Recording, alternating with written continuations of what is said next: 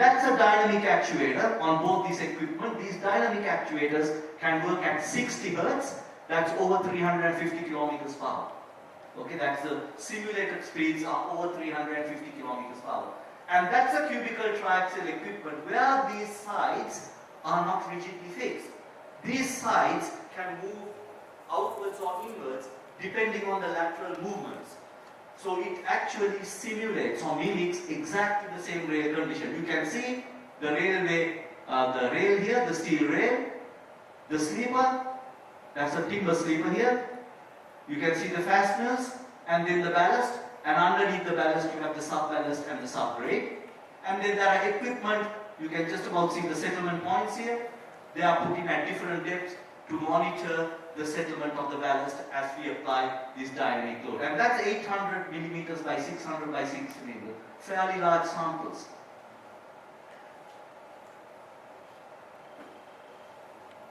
Now the biggest difference between conventional geotechnical testing and cyclic testing is easily given in these graphs. I've just put in this slide for the benefit of the civil engineers and the students who are here. If you are looking at monotonic or static loading, which is conventional loading, then you will find that most of the time the particles will expand or dilate. In other words, at low confining pressure, the tracks will expand. There is very little compression, but most of them tend to expand. So therefore the dilation zone of the track or the railway track is much larger compared to the compression zone. If you are looking at cyclic loading, where you have a dynamic actuator, then you will find that a lot of these curves which initially dilated are now compressing. Only a few of these graphs which are at the lowest confining pressures, less than 10 kPa, they are the only ones that dilate. All the other curves are compressing. Therefore, under cyclic loading, your track is mainly in compression compared to a very small dilation zone. So you look at that static loading, you have a much higher dilation zone compared to the compression zone. Completely two different loading schemes. Now in Australian Code of Practice, how do railway engineers design the railway track? They take the static load, they multiply it by a factor called dynamic factor. So they multiply by 1.4 or 1.6 depending on the speed, and they still design the railway track as a static condition. Only thing is they increase the static loading, but that does not take into account of that condition. You are only increasing the static loading, and that's not true dynamic load. So now in Australia we have changed the culture of thinking by the railway engineers. Now they use finite element techniques using the software developed by University of Wollongong to actually apply the dynamic loading from the very beginning and design the tracks according to the conditions that you see here. The particle breakage is a serious factor. I told you in one of the slides earlier, right at the beginning of my presentation, that the particles will break when you increase the train speed more than a certain amount. Okay?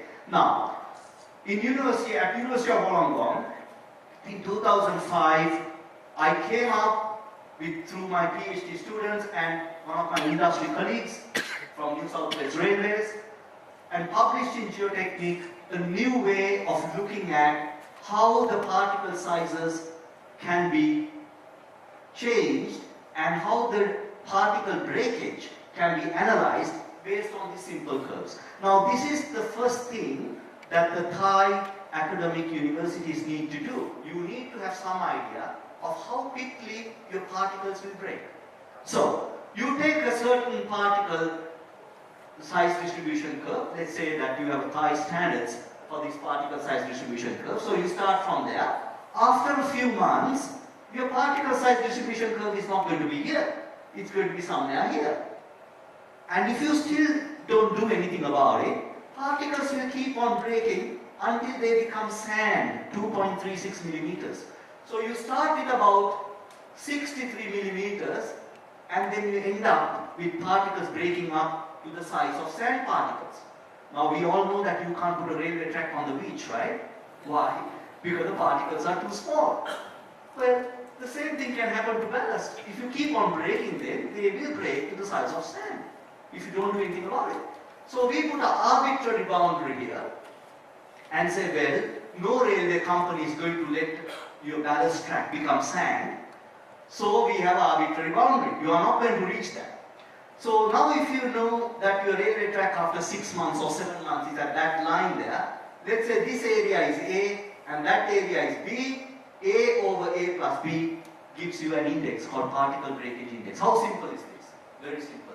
Every undergraduate in civil engineering can plot a particle size distribution curve. We teach them in the second year in our university, so anybody can do that. So you can go to the track after 1 year, dig out a ballast sample, sieve it through, you get that curve, use this principle, you know the ballast breakage index. So now you can plot it over a certain period of time and you know how long will it take for a certain ballast taken from a certain quarry in Thailand, how long will it take for the ballast breakage index to become an unacceptable value. And that's something that the railway organizations have to know. And that amount of breakage exponentially rises when the speeds of the trains increase beyond 200 kilometers per hour. Right, now this is the way the particles break it. Now this is not an easy concept, so I'll try to explain to you very slowly what this is. And this is one of the most important concepts that you need to know. When the railways, the first set of trains actually travel on the train, the railways have very little confining pressure because the railways are open.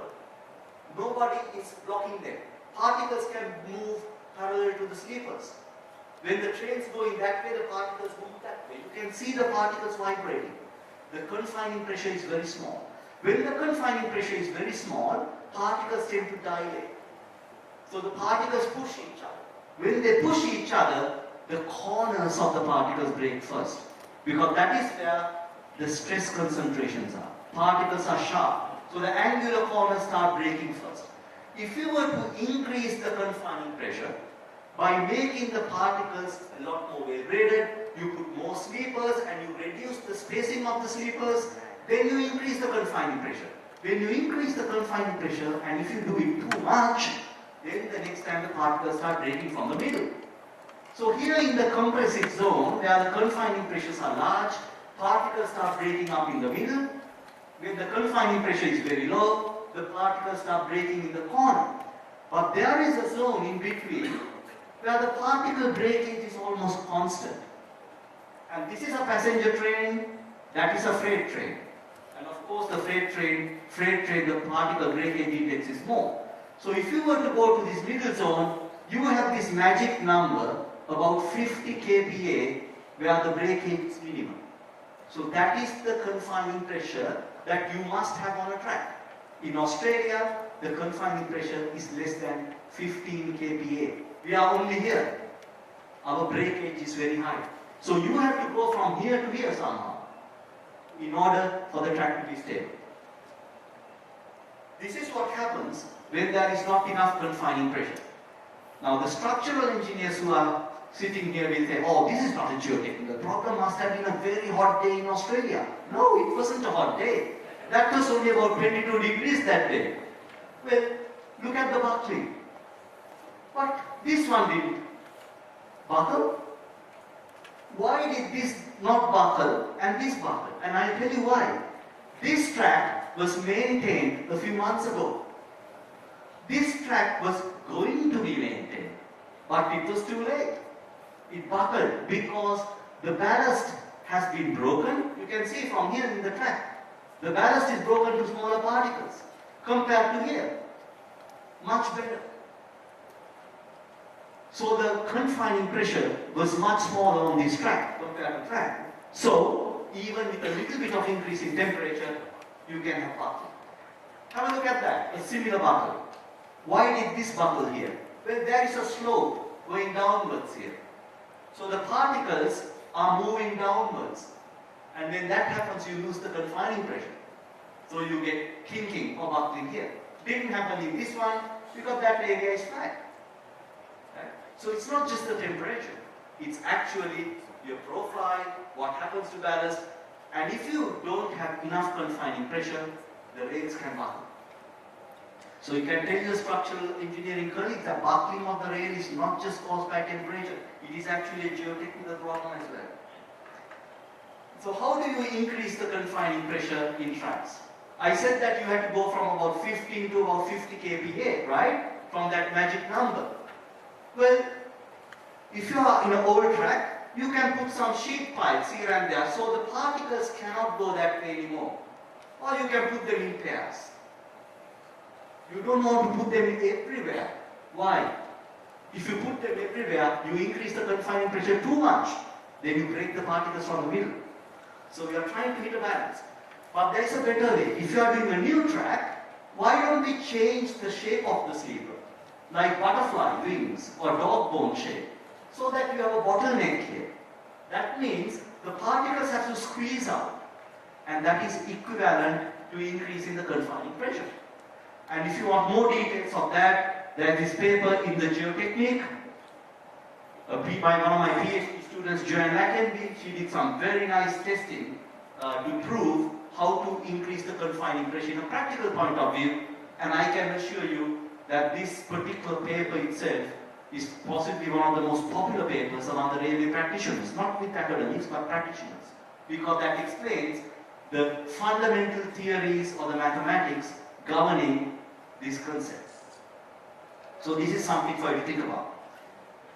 Now I'm coming to some of the harder parts of it. Mathematical modeling. Now this is where bright PhD students, bright academics need to come into the party.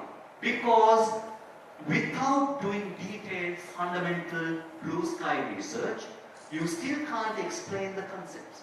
You find that practicing engineers have always done things in the past.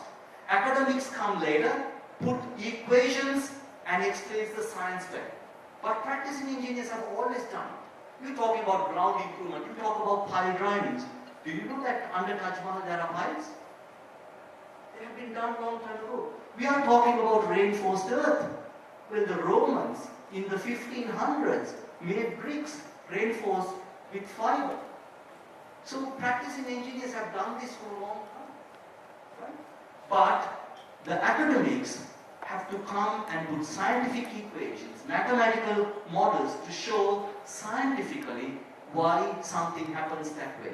So this is where I think the mathematical challenges for PhD students would come through, and something that you can do even right now. You don't need high-speed rail for this.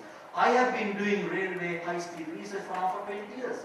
Every single PhD student who has a PhD in railways have come from Wollongong University. There are no other universities that have produced PhDs in track engineering except Wollongong over the last 20 years.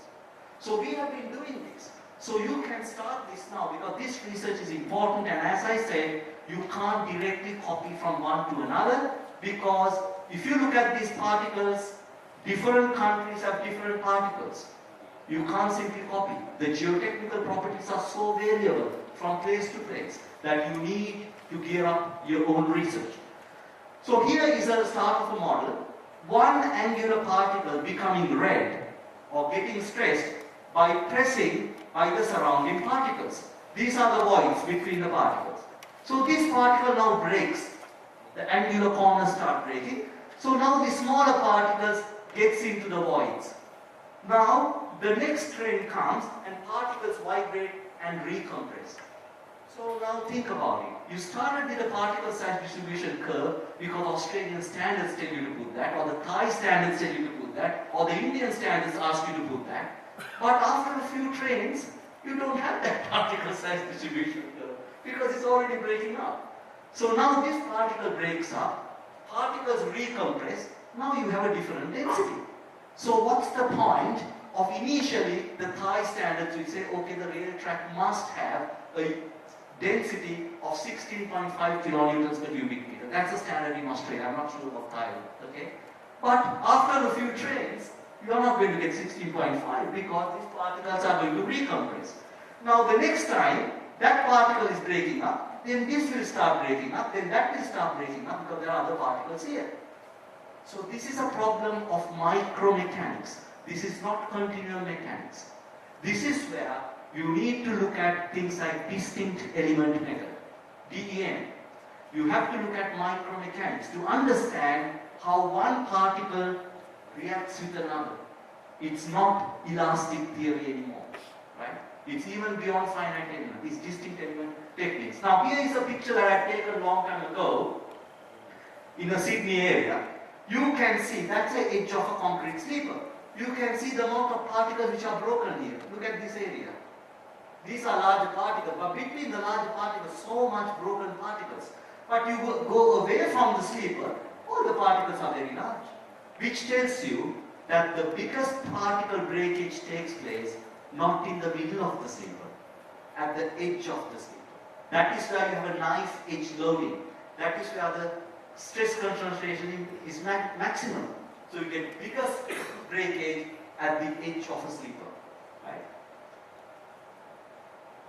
Now you've got to bear with me because of the memory of your digital projector. Some of these slides take a little bit more time to pass, at least a few slides.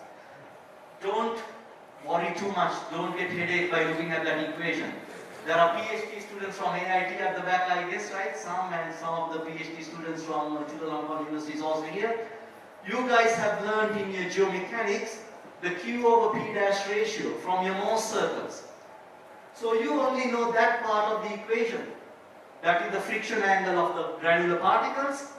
That is the volumetric strain and the axial strain ratio. So that's the Q over P dash ratio, the shear strength and the volumetric relationship. But when there are particles breaking up, particles absorb energy. The kinetic energy of the train transfers through the rail to the ballast as energy that is absorbed by the particle, which we call strain energy. So this is the strain energy factor, DEB, the strain energy absorbed by the particles, and how much strains, how much extra strains are caused by that energy.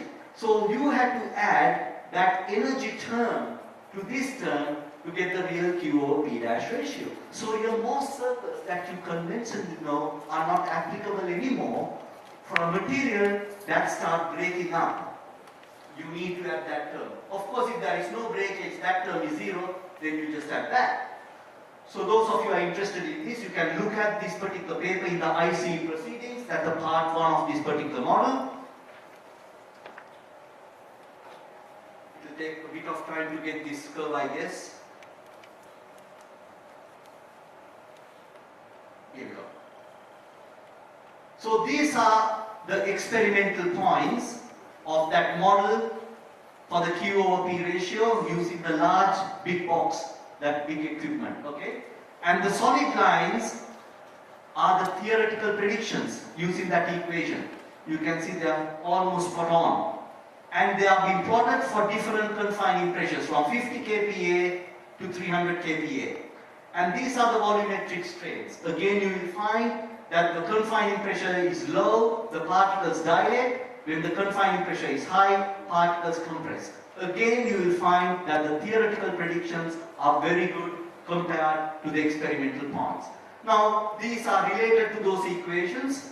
You can solve them to get the volumetric plastic strains, the strain ratios, and there are 11 parameters that you need to calculate in the laboratory to get this model correctly. Now, of course, you tell a practicing engineer, you need to calculate 2 parameters for a model, they are happy. Okay, that's not a problem. We will even give you funding for it. But that's just the Young's modulus and the Poisson's ratio. E and U, they are happy. If you tell them, well, this model requires 3 parameters, they will ask you, are you sure you can't manage it too? If you tell them you need 11 parameters in a model, what will be the answer? I mean, you can imagine. Now, this is the experience that I had over many years, but it took a long time to convince them. If you are in a very complex area, you are going to have very complex behavior, and therefore you've got to have very complex parameters. Now, out of these 11 parameters, 5 parameters are well known in the critical state theory. There are many critical state theory for granular materials, so 5 parameters you can somehow do large-scale triaxial equipment and get those 5 parameters. But 6 of the 11 parameters are related to particle breakage and the energy. So when you come to all these concepts, it's not a whole heap of things. But with time, after publishing that paper in the Canadian Geotechnical Engineering Journal, we have found that a lot of the practicing engineers that appreciated the amount of work that needs to be done. And now, of course, you have the budgets, you give it to the nearest university to do this testing and find the parameters. So if you have a particular ballast that need to be tested, well, it is only a small part of the budget. If Australia is going to spend 120 billion on a railway, high-speed railway track, surely they can give few millions to universities to do the testing. So in a global domain, we are talking about little cost. But unfortunately, if you are going to look at complex behavior, you are going to end up with difficult solutions. And that is the challenge of the academics. This is the challenge of the good PhD student. But you will be crazy to present these equations to practicing engineers. You don't do that. What you do, you don't show them the equations, but you use things like MATLAB, right? Excel spreadsheets. You convert these equations to simple, user-friendly spreadsheets. So only thing they have to put are the numbers. And the computer will calculate and solve these equations and give you the solution. I'll show you how this can be done through some of the University of Wollongong subroutines. Now coming to the real breakage problems, I told you about the distinct element methods. Now here is a typical distinct element method. You see the particles being assembled in large-scale triaxial equipment. If you were to look at these yellow rings, you can see after several cycles loading, these particles are breaking up. You can see the particles are becoming smaller and smaller. And they are becoming more and more compacted. Can you see there are more voids here? There are more voids here. But there are no voids here. Particles are compressing. When they are breaking into smaller pieces, they compact more. So the density is becoming larger.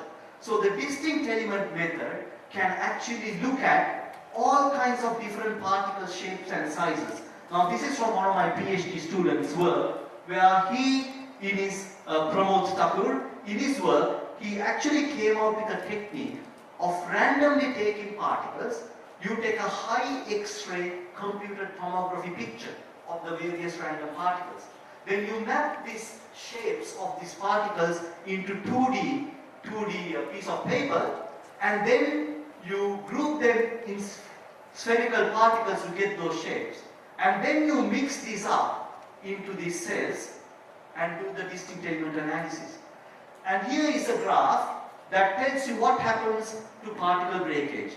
The y-axis is particle breakage, and this is the frequency of loading. Now, if you were to multiply these values by approximately 5.5, that gives you the train speed. So 30 Hz frequency is just over 160 kilometers per hour, 165 kilometers per hour. 20 is about 110 kilometers per hour. At the beginning, with 10 to 20 frequency, when the train speeds are less than 100 kilometers per hour, you have mainly the particles breaking in their corners. But when the particles are going at high speeds, over 200 kilometers per hour, particles are splitting in the middle. You can see that. But then there is this region between about 100 to 150 kilometers per hour where the breakage is minimum. Particles are compacting but not breaking. So in fact, these distinct element studies using the Australian ballast have shown us that the cruising speed or the optimum speed of Australian railway tracks should be between 100 and 150. Well, if I tell this to Australian politicians, they might say that Australia doesn't need high-speed trains because we are quite happy to go at 100 to 150.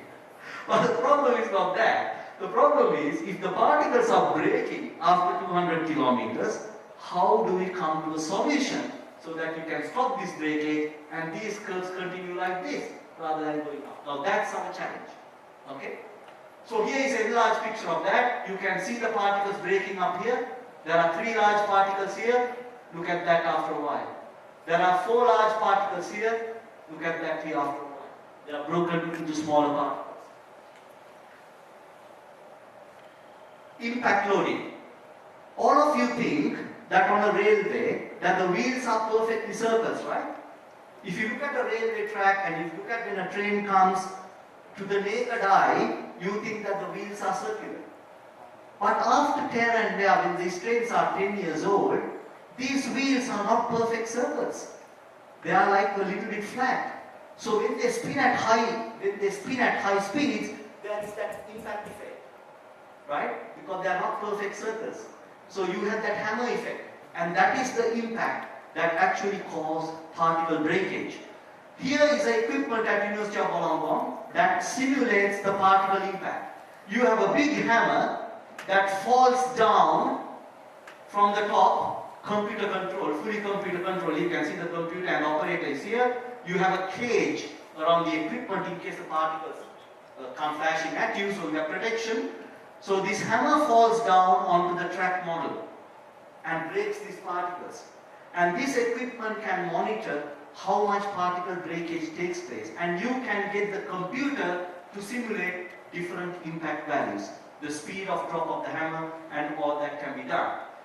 And the shock mats are rubber mats that you insert them between the concrete sweeper and the railway ballast, so that when the impact takes place, the mat absorbs most of the energy, and therefore less energy is transferred to the particles, and when less energy is transferred to the particles, particles break less. So that's one way of transferring this energy. So these shock mats are designed and built now in Australia. We have provided some companies these standards, and we have put them in real case histories. I'll show you a little while later. Now this is very practical work, and those of you who are interested in the use of shock mats, please read this Journal of Geotechnical and Geoenvironmental Engineering, American Society of Civil Engineers, ACEJGE paper, and you will see this work being put in. And again, note the practicing engineers involved in the academics. That's the cooperative research culture. Okay?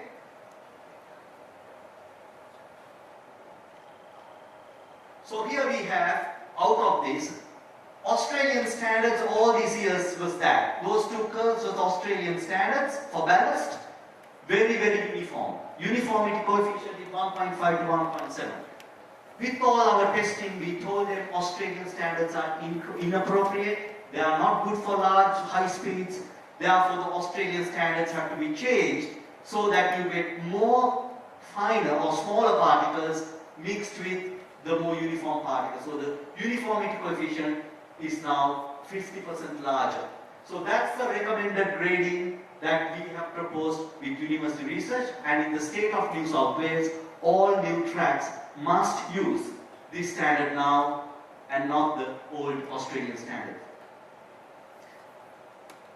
Very quickly, coming to the use of ballast fouling. This is a case where the coal infiltration comes from the top and fills all the voids of the ballast. In the second picture, you have the soft soil, soft clay, being slurried or liquefying under cyclic loading, pumping upwards and polluting the bottom part of the ballast. So in some states like in Queensland, ballast get polluted from the top as well as from the bottom. So in no time, all the voids are clogged and then there is no drainage. And what happens when there is no drainage?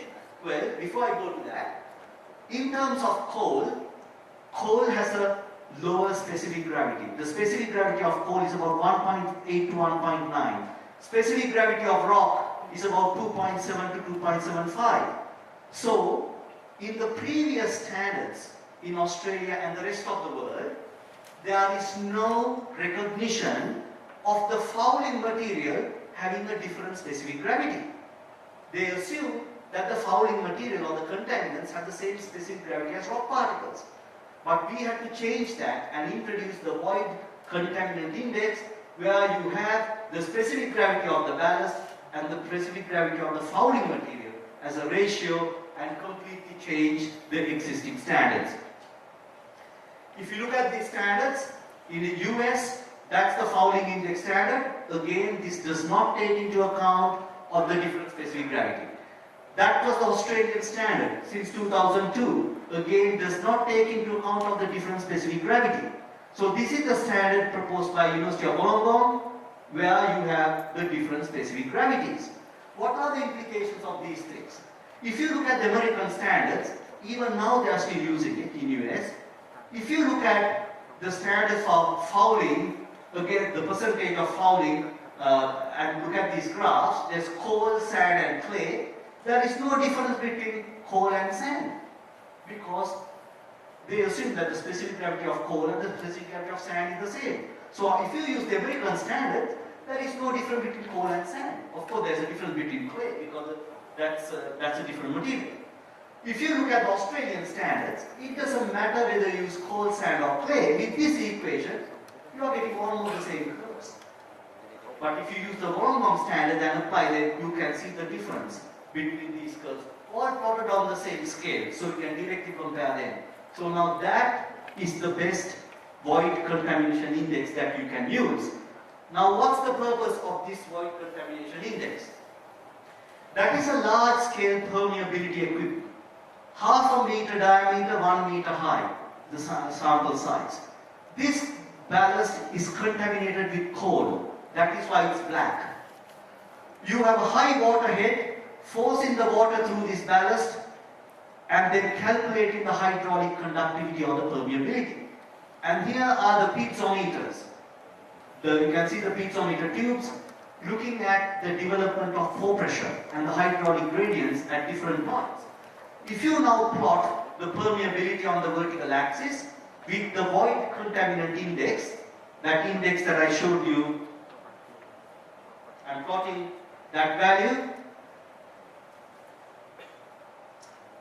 on the horizontal scale. When the contamination increases, the permeability comes down. So you start your ballast there, but after a while it's not there anymore. It may be somewhere here. That's a significant drop of your drainage capacity. And the practicing engineers have to know this. So these curves are now given to practice to the Australian railway industries to look at the use of this reduced permeability as a function of the void contaminant index. Now if you look at this green line, the green line is for coal, the pink line is for sand foul ballast. These are field sites. Bellambi is close to Wollongong, Rockhampton is somewhere in Queensland, and Sydenham is Sydney. These are samples that have been dug out by the railway industries, and they compare them with the University of Wollongong result. They are spot on. That's Rockhampton and Bellambi for coal track, spot on. And this was a sand foul site in Sydney, spot on. So for different void contaminant index, you have, look at that track. Void contamination is 72%, and the trains are still operating. But of course, they are operating at lower speeds, so it's okay. But if that train tried to increase its speed to much higher value, you can get derailment, because that track is 72% clogged, especially under rain, under heavy rain. There will not be any drainage. Now, if you want to have more details of this kind of testing and the application for railways, I ask you to look at the ASTM Geotechnical Testing Journal, which has been published. Again, please note that's a PhD student. Dr. Cholchat sitting just there. Dr. Sanjay Nimbata is one of my research fellows. And Tim Neville is the senior industry engineer for Australian Rail Track Corporation. Again, there are practicing engineers involved in this assessment. So the academics haven't done this work ourselves. This is cooperative teamwork. So the summary of all this is we had to produce design charts that has to be given to railway industry. Now this is for clay or fine sand foul ballast. This ballast has been fouled by clay, which is pumping, or by sand, which is blown from the desert area, like in Western Australia and Queensland we have desert area, so the wind can blow the sand onto the railway track. So you can see that you can get, in terms of clay and fine sand ballast fouling, even after 10% of void contamination, you can get poor drainage. But when it comes to coal is a lot more permeable. You can even go up to 50%. This is a log scale. You can go up to 50% before you have poor drainage. So this tells you, depending on what material is contaminating your ballast, your actual operational cycle of the track can be different. So railway engineers have got these charts from us, and they have, whether it's good drainage or bad drainage or relatively impervious, we have given them the ratios of the ballast permeability to fouled ballast permeability ratios, and these values are now being used in railway industry for maintenance work. The shear strength of the material goes down the same way. If you contaminate the ballast, if you increase the void contaminant index, the shear strength of these various particles will go down, and these three curves are plotted to three different confining pressure, and you will find that if the confining pressure is very small, then of course the shear strength is much smaller. If the confining pressure is above 50 kPa, then of course the ballast has a higher shear strength. So because of that, at higher confining pressure, you can have more fouling because the track is stronger to start with. But if your confining pressure is very low, then you can only have about 20% contamination, and the shear strength is already very low. But if you have high confining pressure, even after 60%, the track still has sufficient strength. So you have to again look at the effect of the confining pressure that I explained to you last time. So those are the equations where the shear strength is looked at. And again, if you want more details of it, you can refer to the geotechnical paper in 2012 recently, where we have explained the use of this equation in track design, taking into account of the amount of contamination and the effect of the decrease of the shear strength. So when the shear strength decreases, the bearing capacity also decreases. And those are the empirical values coming from this analysis. Now coming to the use of the geosynthetics. This is a large-scale shear box test where the geosynthetics are tested in this box. Various types of geosynthetics have been tested, geogrids with different apertures, and then the interface efficiency is how strong the interface between the grid and the particles are. So when we plotted this interface efficiency with the ratio of the aperture to the particle sizes, the mean of the particle sizes, we found that if the geogrid apertures to the mean particle size ratio is around 1.2, then you have the maximum strength. So this gives a very good guideline for the practicing engineers how to select a geogrid. So if you have a certain particle size distribution curve, from the curve you calculate the value of D50, which is the value in the middle. You multiply that D50 by 1.2, then you get the optimum, the best aperture size of the geogrid. So for example, in Australian standard ballast, the value of D50 is approximately 30 millimeters. So if you multiply 30 millimeters by 1.2, you get about, say, 42, 43 millimeters, around 40 odd millimeters. So you select a geogrid which has an aperture 40 by 40 millimeters. And that's the grid that you use for this ballast. If you talk about British Rail D50 is around 45 millimeters. So if you multiply that by 1.2 or 1.3, then the optimum aperture of the geogrids to be used in England will be about 60 by 60 millimeters. Now what happens if you simply copy what they do in Britain and put them into the tracks in Australia? Our particles are smaller. Our ballast is smaller. You will be at a lower gradient. If the apertures are very big, then the particles just go through them. There is no interaction. So the strength decreases. What happens if the aperture is too small? Well, that's an interesting question. You can actually get a strength lower than the original. Now think about this. When you have the particles on their own, they are interacting with each other. There is friction. Now you start going and putting a membrane into the ballast, which has no apertures, right? A membrane. What are you actually doing?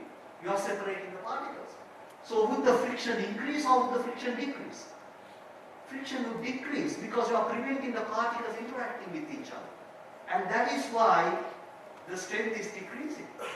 So if you put an aperture which is far too small, you are actually actually doing more harm than good and actually wasting your money on geogrids because you use the wrong geogrid.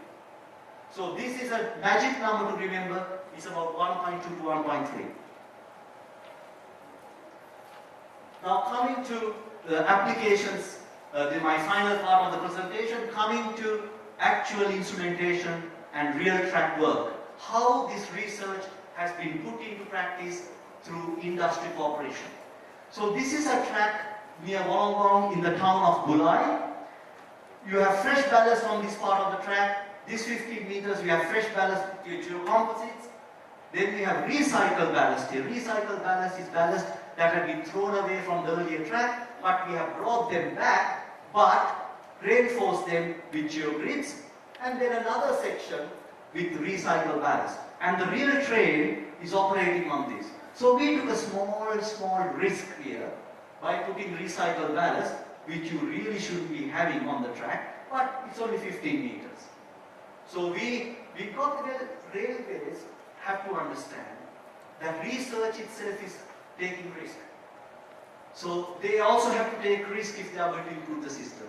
So for 15 meters, taking that risk was not a big deal because you can still compare how the recycled ballast with the geocomposite compare with that. So this is a typical track. And this is how the track was done. You can see the sub-ballast layer here being compacted.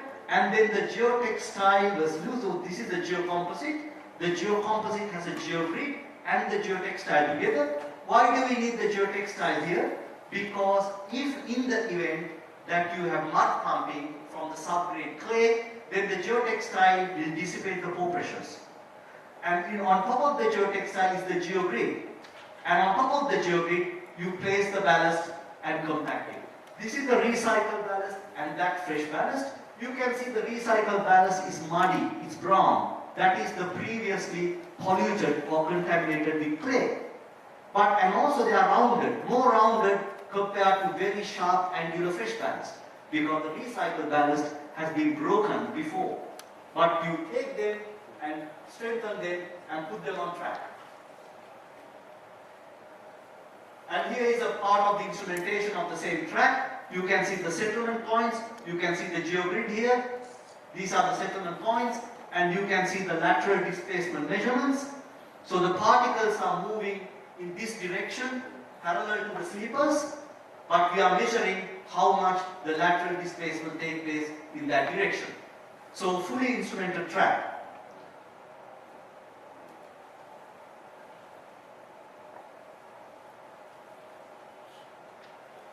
This is the town of Singleton, the similar construction.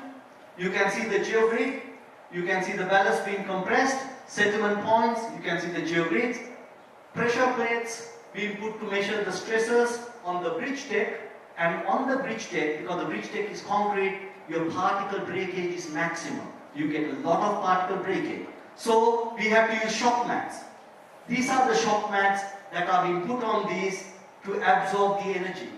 And then once you lay the shock mats, then the ballast is put on the shock mats and the ballast breaks less. We have proven that it is indeed the case. So that's a completed track. So it's not fiction because you can see the real train coming. Right? And so that's a completed track. You could see the data monitoring station. These boxes are our data monitoring stations in different places. We have been monitoring this track now for the last 6-7 years. And these tracks have zero maintenance.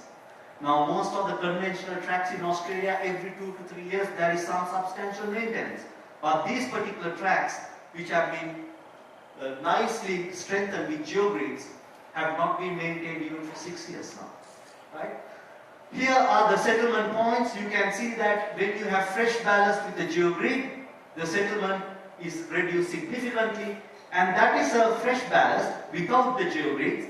It settles more, and it's the old Australian standard, so the settlements are much less. But when we use the recycled ballast, and we use the Wollongong standard for the recycled ballast, even the recycled ballast is better than the Australian original standard. Settles less. Because the recycled ballast is more well graded, whereas the original Australian standard ballast was far too uniform. So that shows, by making the well graded ballast, you can actually use the recycled ballast, mix it with fresh ballast, and you can now bring all those big spoil tips in Sydney areas which are unnecessarily using the land. You can bring these rock particles back onto the track, you wash them, get rid of the dirt, and again start using them on track. With geogrids, you work very well. Now I'm going to show you some finite element interesting models. Those of you who are in the university academics who want to model all these things which I just said. That's a typical rail track with the rail loading applied here. You have the ballast, the sub-ballast, the geogrid is here. This is the silty clay, the typical Bangkok clay if you like. And this is the finite element analysis.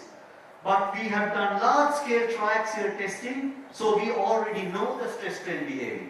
So the idea is, we take the stress-strain data from our experimental work, we feed the known stress-strain behavior into our finite element analysis. You don't have to guess, because if you have done the laboratory testing, you already know what the stress-strain behavior is. You saw my stress-strain behavior first. So you can use that data through subroutines in your finite element model. So at different stresses, the strains are calculated from your own experimental work, not with somebody else's work. So that's how you combine experimental work with numerical modeling. These are 15 noded finite elements. You need about 15 nodes because you want to look at breakage, you want to look at accurately the displacements. So that's why you have this large displacement.